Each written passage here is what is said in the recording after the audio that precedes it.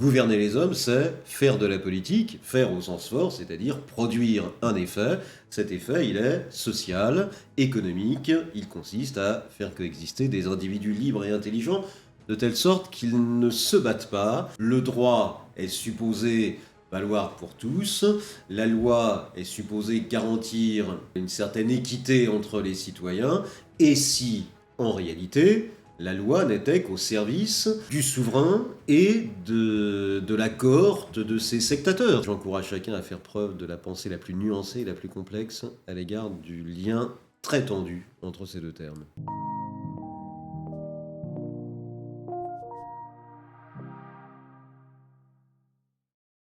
On se retrouve cette fois-ci pour parler des AL et notamment du thème 2027, la politique et le droit. Est-ce que ça te parle? Le lien semble évident. Néanmoins, c'est un lien qui constitue un rapport et peut-être une tension. Donc je pense qu'il faudrait considérer cela parce que la plupart des sujets de concours interrogeront nécessairement ce rapport. Et je pense que même toute question sur la politique ne peut pas se passer d'une certaine question juridique. Alors, c'est clair, pour commencer un peu et débroussailler un peu le thème, on a un thème en deux étapes avec la politique, le droit. Comment est-ce que tu appréhendes un petit peu un thème où il y a deux notions clés? Les deux notions ne sont évidemment pas rapprochées par hasard et qu'il s'agit nécessairement d'interroger leur articulation. Mais évidemment, pour la problématiser. Lorsqu'on parle de politique, il faut nécessairement se reporter vers l'origine même du sens de la politique. Elle désigne la condition pour garantir une coexistence pacifique, prospère, entre des individus au sein d'un même espace. Autrement dit, la politique se réduit à la gouvernance des hommes. Gouverner les hommes, c'est faire de la politique, faire au sens fort, c'est-à-dire produire un effet. Cet effet, il est social, économique, il consiste à faire coexister des individus libres et intelligents, de telle sorte qu'ils ne se battent pas et qu'ils puissent travailler, collaborer, prospérer ensemble.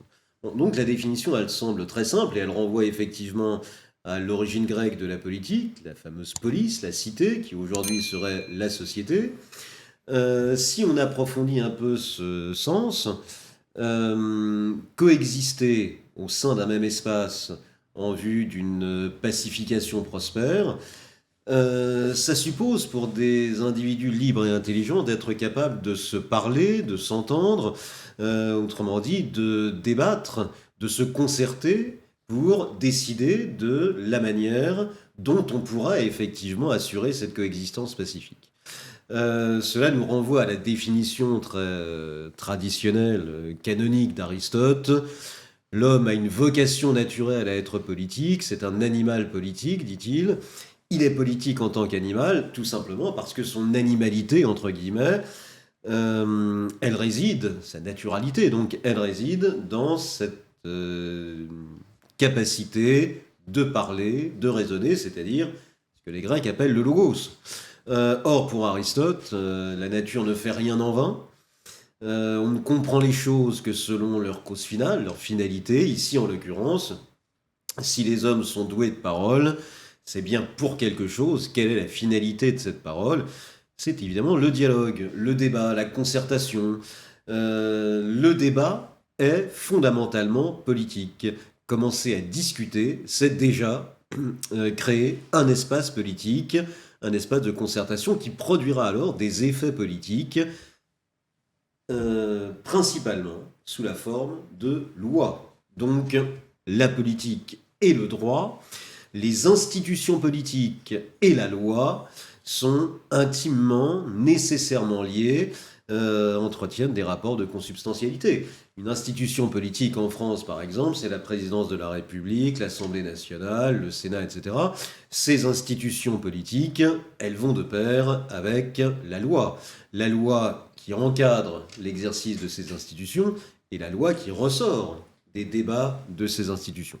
Donc effectivement, la politique, le droit, apparemment une seule et même chose. Mais on peut peut-être déjà introduire une distinction qui pourra devenir une tension par rapport à la politique qui a vocation à assurer la coexistence pacifique d'individus libres et intelligents. Eh bien, on pourra dire que le droit est un moyen. La politique serait une fin, le droit serait un moyen, la modalité par laquelle on parvient à réaliser cette finalité qu'est la coexistence. Alors, si le droit est un moyen, on devrait peut-être se rappeler alors la fameuse formule à laquelle on a souvent réduit la pensée de Machiavel, à savoir la fin justifie les moyens. Alors, si je me confronte à cette formule qui est quand même lourdement connotée par toutes les suspicions possibles à l'égard de la corruption politique, la politique s'autoriserait de tout et de n'importe quoi pourvu qu'elle réussisse, les hommes politiques sont capables de tuer père et mère pour garder le pouvoir, bref, on connaît à peu près la suspicion qui enrobe cette fameuse formule. Et là, effectivement, je pourrais dire que le droit, c'est le moyen de la politique, donc le droit pourrait être aliéné à la politique. Il y aurait un droit au service de la politique, c'est-à-dire au service de la gouvernance et plus précisément au service du pouvoir.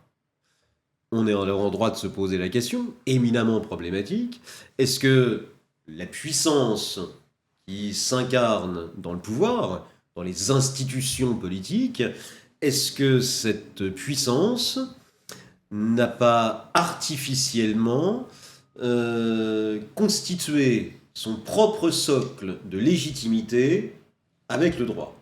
N'est-ce pas la force politique qui a édicté le droit, de sorte que le droit ne serait que le bras formel, le bras quasiment théorique de la politique.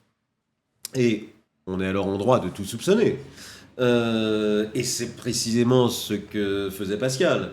Pascal qui disait que, bon, n'ayant pu faire que ce qui est juste fut fort, bon, on s'est débrouillé pour faire en sorte que ce qui est fort fut juste. Autrement dit, la politique, elle est détenue par ceux qui exercent leur force pour se maintenir au pouvoir. Eh bien, on a fait en sorte que cette force fût juste, c'est-à-dire qu'on a prolongé la force politique sous la forme du droit. Le droit, qu'est-ce que ce serait alors? Eh bien, ce serait tout simplement la ratification d'une force politique qui vient solder, abraser les rapports de force. En quelque sorte, le droit, ce serait la forme ratifiée du droit du plus fort que s'arroge le plus puissant qui détient le pouvoir.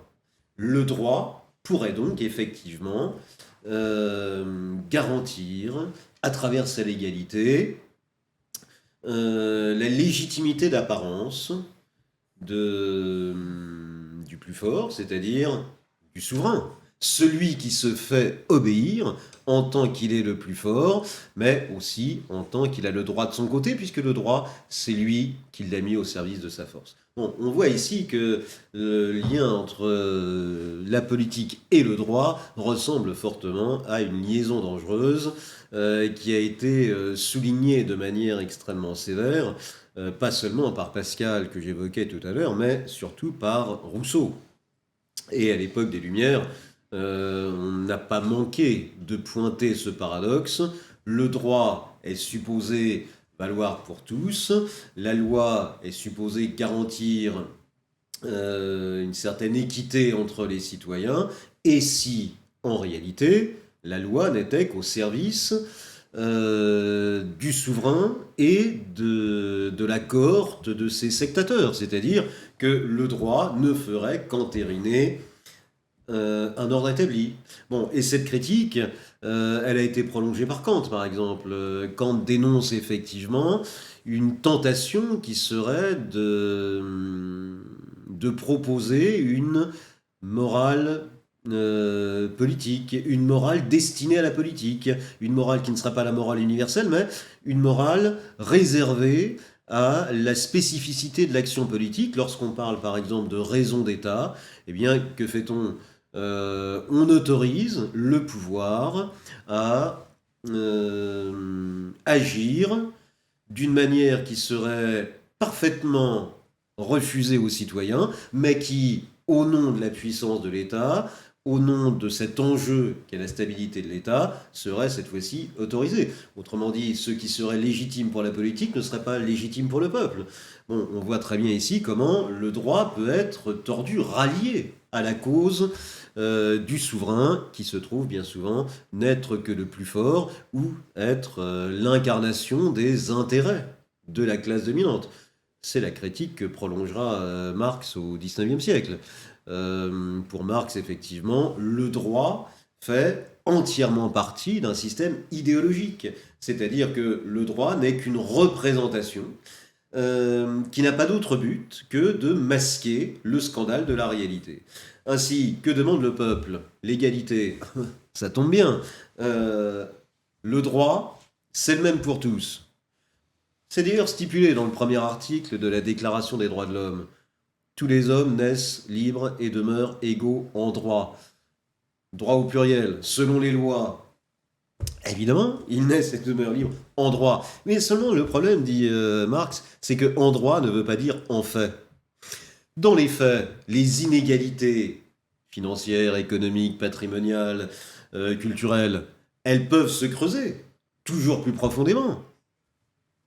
On arguera toujours que la loi est la même pour tous et qu'il y aurait donc une égalité des chances puisque tous disposés sur la ligne de départ que garantit le droit, que le meilleur gagne. C'est de la poudre aux yeux pour Marx. C'est une construction idéologique qui consiste à faire croire à une égalité qui n'est que de pure forme pour mieux cacher une inégalité politique, économique, sociale, etc., qui, elle, est bien réelle. Car, effectivement, qu'est-ce que cela peut faire au clochard qui repose en bas de chez moi sur le trottoir, de savoir qu'il a les mêmes droits que les miens? Dans les faits, ça ne change effectivement rien. Donc la critique de Marx, elle est dans le prolongement de toute cette suspicion philosophique à l'égard du lien assez litigieux qui peut exister entre la politique et le droit. Mais si je retourne la question, la politique sans le droit, qu'est-ce que ce serait? Si la politique n'est pas garantie dans son exercice, dans sa légitimité, dans son encadrement par le droit, à ce moment-là, la politique devient strictement la tyrannie la plus sauvage. Et on reviendrait finalement à la loi de la jungle. On n'appellerait plus ça de la politique. Bon, donc, la politique ne peut pas se passer du droit, évidemment, mais si le droit n'est qu'un moyen pour la politique, à ce moment-là, la finalité politique peut très bien aliéner le droit à son seul service et à son seul intérêt. Donc ça pose effectivement un problème. Est-ce que le droit n'est pas toujours, quoi qu'on en dise, le droit du plus fort? Lorsque le droit est le moyen théorique de la politique, est-ce qu'il ne se réduit pas à n'être que le droit du plus fort masqué sous le cadre institutionnel de la politique? Bon, c'est un peu la critique que fait Rousseau, d'ailleurs. Bah, en tout cas, ce qui est sûr, c'est qu'on retrouve le fait que la politique et le droit soient étroitement liés pour régir un petit peu les liens entre les hommes. Tu parlais tout à l'heure de l'homme est un animal politique d'Aristote. On pourrait aussi imaginer que l'homme est un loup pour l'homme, comme disait Hobbes dans De Cive, et pourquoi pas entrer dans la guerre du chacun contre tous si ce n'était pas le cas. Peut-être qu'alors on a autant besoin de la politique que du droit pour régir les actes entre les hommes. T'en penses quoi? Oui, effectivement. Bon. La politique est essentielle au sens d'Aristote parce qu'elle correspond à notre nature. On ne peut pas ne pas vivre les uns avec les autres, on ne réaliserait pas notre véritable condition si on ne vivait pas les uns avec les autres. La moralité, par exemple, ne se développerait jamais si on n'était pas dans la coexistence. Donc, la politique est essentielle. Le droit est essentiel à la politique. Est-il essentiel en lui-même? C'est une question qui peut se poser. Mais la politique, effectivement, ne peut pas se passer du droit, si ce n'est en sombrant dans la pire des tyrannies. Donc je voudrais revenir sur cette nécessité du droit pour la politique, qui garantirait alors la légitimité du droit. Pour cela, je voudrais revenir à Rousseau. s'il n'y avait pas de loi, ce serait l'état de nature, un état de nature qui pourrait être paradisiaque, si les hommes restaient parfaitement séparés les uns des autres. Moi, ce serait un état très pacifique, dit Rousseau. Il imagine un état de nature dans lequel les individus ne rencontrent que très rarement leurs congénères, et lorsqu'ils se rencontrent, cela peut être sporadiquement conflictuel, ça peut être sensuel et sans suite, enfin bref, ça les regarde, mais ils ne font pas société, ils ne systématisent pas leur rapport. En revanche, ce même état de nature, il peut verser dans la pire des violences lorsque les hommes sont obligés de vivre les uns à côté des autres, ils rivalisent les uns avec les autres, et à ce moment-là apparaît un deuxième état de nature, dit Rousseau, un état de guerre de tous contre tous. Pourquoi? Mais parce qu'il n'y a pas de loi. Tant qu'il n'y a pas de loi, ce deuxième état de nature est déjà un état social. Les hommes font société, par nécessité, parce qu'ils sont rassemblés dans le même espace, donc ils se battent. C'est une manière de faire société. Une société asociale, certes, mais c'est une société au sens de la coexistence. Mais il n'y a pas de loi, donc c'est pas un état civil. Et tant que c'est pas un état civil, cela ne peut être que de la violence, que de la guerre de tous contre tous. Donc, Rousseau pose en substance la question comment sortir de l'état de nature, parce qu'il faut bien en sortir. À l'état de nature, dit Rousseau, l'homme est un être stupide et borné.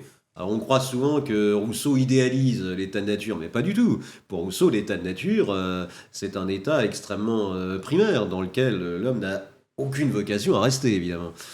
Le problème, dit-il, c'est que sortir de l'état de nature peut nous faire tomber dans un deuxième état de nature, qui cette fois-ci ne sera plus pacifique, mais comme je le décrivais, extrêmement conflictuel. Alors, comment bien sortir de l'état de nature? Mais il s'agit de penser la sortie de l'état de nature en termes de liberté. Je peux sortir de l'état de nature en perdant ma liberté. Lorsque le plus fort s'impose, me contraint à lui obéir, me contraint à me soumettre en échange de sauvegarder ma vie. Alors, si je préserve ma vie et si je paye cette préservation de ma liberté, si je sacrifie ma liberté à ma vie, à ce moment-là, dit Rousseau, je ne suis même plus un homme. La qualité d'homme, c'est la qualité d'être libre. Si on perd sa liberté, on n'est plus un homme. Donc c'est évidemment la mauvaise solution.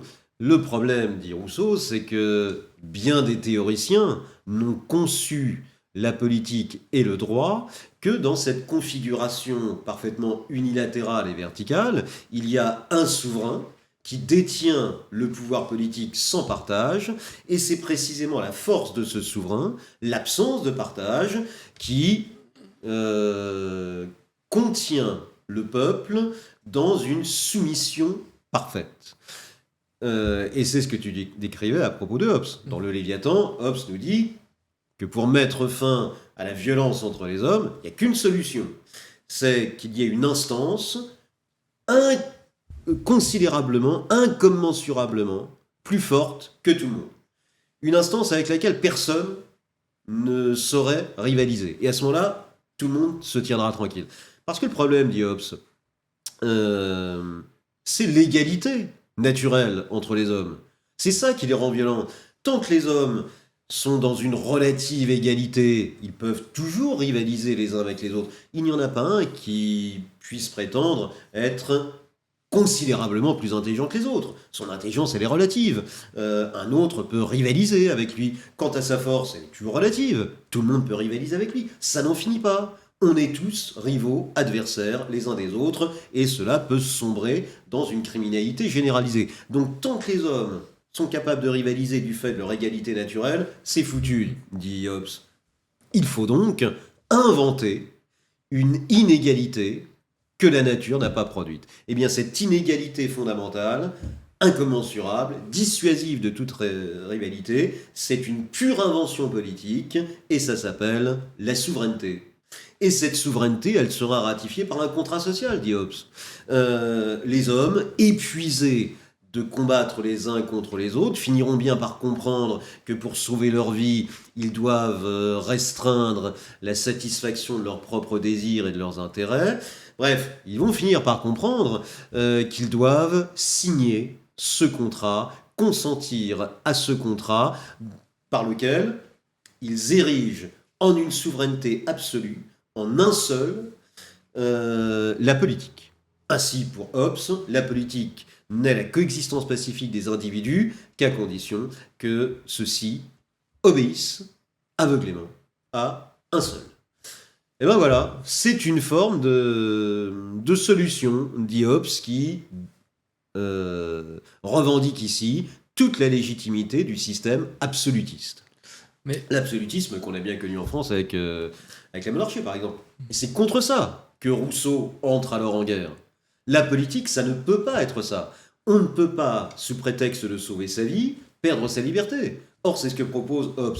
Une politique qui consisterait à maintenir la vie des individus en leur ôtant la liberté ne mériterait pas le nom de politique. Donc, il faut inventer autre chose, dit Rousseau.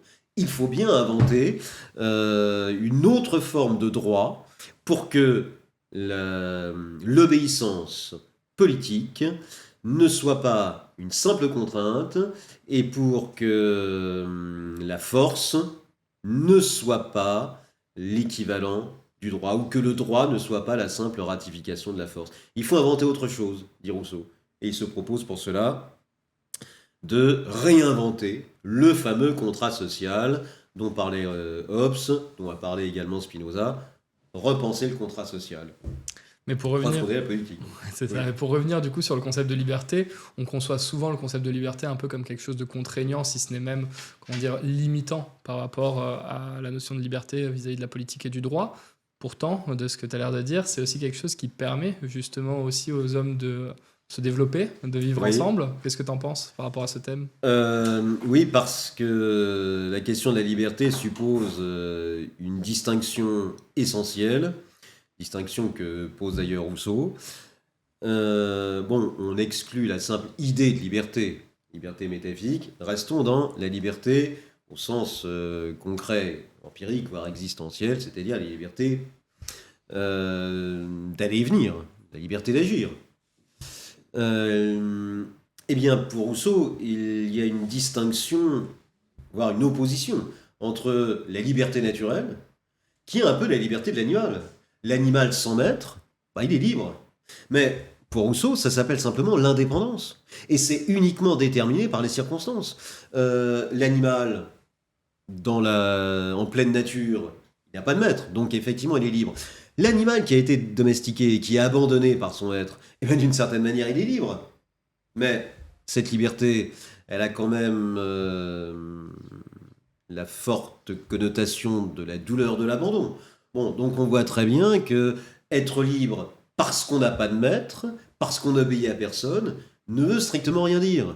Ça peut désigner l'animal dans la nature, ça peut désigner l'animal abandonné, ça peut désigner aussi celui qui est esclave de ses passions.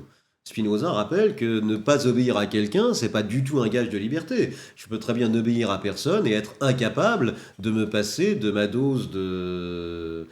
Alors je cherche un produit addictif qui ne soit pas trop illicite et j'en trouve pas. Enfin bref, on peut être esclave de ses passions. Donc ne pas obéir, c'est tout simplement un fait, c'est le fait de l'indépendance, c'est relatif à une situation, et cela s'appelle la liberté naturelle, mais la liberté naturelle, ce n'est pas la liberté, justement. Pourquoi ? Parce que la liberté naturelle, je peux la perdre à tout instant. Je perds ma liberté naturelle lorsque le prédateur surgit au coin du bois. C'est fini pour moi. J'étais libre, en un quart de seconde, je ne le suis plus. Qu'est-ce que c'est qu'une liberté qui n'a aucune stabilité, qui ne relève d'aucune sécurité et d'aucune garantie ? C'est évidemment pas la liberté. C'est une indépendance strictement circonstancielle, provisoire, transitoire, ça vaut rien. Alors, arrêtons de vanter cette liberté-là. Ce n'est rien de perdre sa liberté naturelle. Perdre sa liberté naturelle, c'est perdre cette situation hyper risquée où je suis à la merci de tout le monde, et notamment du plus fort. Donc perdre cette liberté ne coûte absolument rien. En revanche, la question se pose. Je veux bien perdre ma liberté naturelle, mais qu'est-ce que je vais y gagner ? Eh bien, si j'y gagne ma vie, la préservation de ma vie, la protection de ma vie, alors effectivement, j'aurais perdu ma liberté, j'aurais gagné la vie, mais une vie pas libre, c'est pas une vie humaine, dit Rousseau. Donc c'est pas la bonne solution. Qu'est-ce que j'y gagne ? Et si je gagnais la liberté, si abandonner la liberté naturelle donnait lieu à l'obtention d'un surcroît de liberté. Et c'est là le tour de passe-passe de Rousseau. La politique, ça consiste alors pour lui à convertir la liberté naturelle, qui n'en est pas une, qui consiste à être à la merci du plus fort, en une liberté conventionnelle, c'est-à-dire une liberté qui ressort de l'accord des volontés, une liberté qui est protégée, reconnue et protégée par tous ceux qui y ont consenti. C'est ça la vraie liberté. C'est une liberté qui est alors protégée par tous ceux qui ont souscrit un contrat civil. C'est la liberté qui est garantie par les lois dont tous reconnaissent l'autorité. Ainsi, effectivement, la politique, ça consiste bien à passer de la liberté naturelle qui nous met à la merci du plus fort à la liberté conventionnelle qui fait que chacun voit sa liberté garantie par la liberté de tous, qui est la liberté de contracter. Et c'est comme ça que Rousseau invente alors le contrat social comme étant la seule solution politique, et c'est une solution juridique, parce que le contrat social, c'est effectivement la loi telle qu'elle a été reconnue, librement consentie par la volonté générale. Cette loi qui est issue de la volonté générale devient l'objet de la volonté générale, devient le bien commun. Tout le monde veut préserver ce bien commun qui garantit la liberté de chacun et de tous. Eh bien, ce bien commun, c'est la loi. La loi démocratique, la loi républicaine. Donc effectivement, pour Rousseau, le contrat social qu'il propose, et qui est l'inverse de celui de Hobbes, ce contrat social permet cette fois-ci d'articuler la politique, c'est-à-dire la coexistence pacifique, avec le droit, c'est-à-dire le droit contractuel, qui n'est que l'acte par lequel des individus libres et intelligents choisissent librement de s'unir par la conviction qu'ils perdent peut-être leur liberté naturelle, mais qu'ils gagnent la vraie liberté, qui est la liberté politique. Donc c'est bien ce passage de la liberté naturelle à la liberté politique qui constitue l'essentiel de la politique. Mais ce qui est intéressant, c'est que ça nous montre aussi qu'il faut avoir du recul, qu'il faut prendre conscience des choses pour aussi accepter à la fois la politique et à la fois le droit. Ça nous renvoie presque à la notion de responsabilité qui semble être quand même un point d'ancrage entre les deux notions.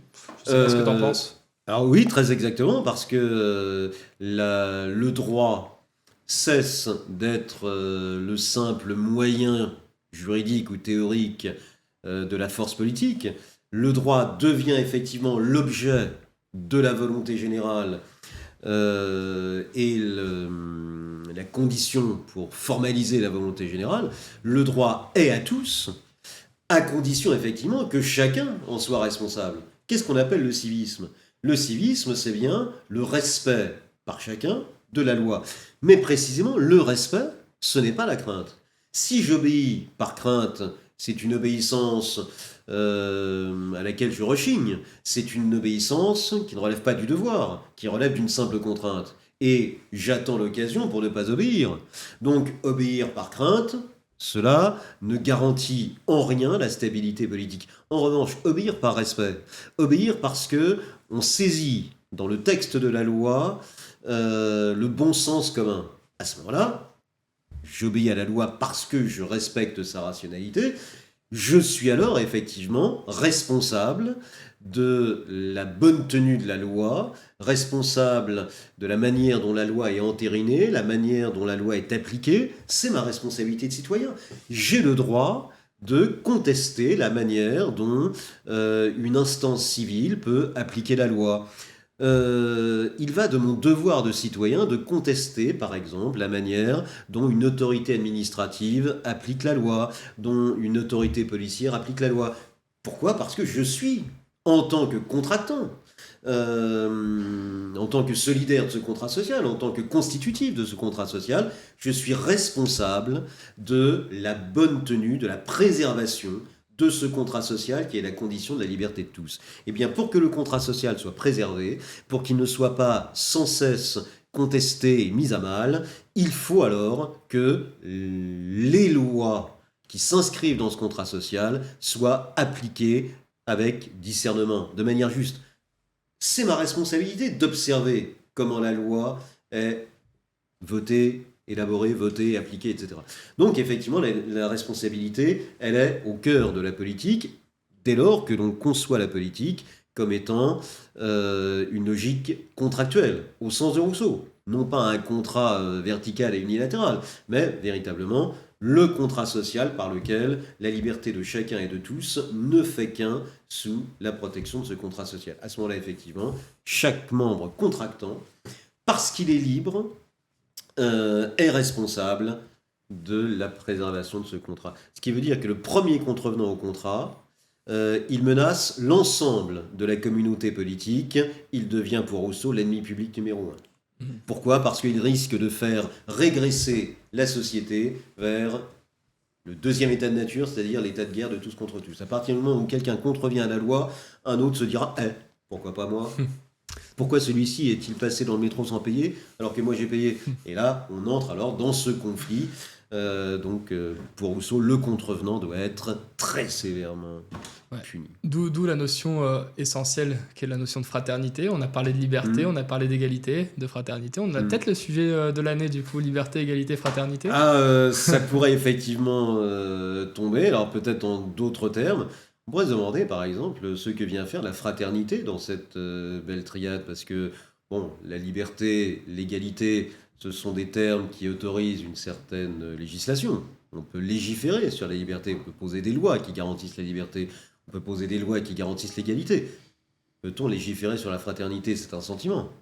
Qu'est-ce que ça vient faire là ? Alors, est-ce que c'est en trop ? Ou bien est-ce que ça vient couronner le sens des deux autres ? La question reste vraiment en suspens, mais peut-être que la fraternité est l'essence ou le ciment de la politique. Ce sera à voir. À voir pendant l'année. Écoute, merci beaucoup Jean-Marc pour merci ton éclairage sur le thème. J'ai peut-être été à la fois un peu long et un peu rapide, oui, ça existe les deux. Mais bon, c'est un thème extrêmement riche, extrêmement complexe. Donc j'encourage chacun à faire preuve de la pensée la plus nuancée et la plus complexe à l'égard du lien très tendu entre ces deux termes. Merci beaucoup. Merci à toi.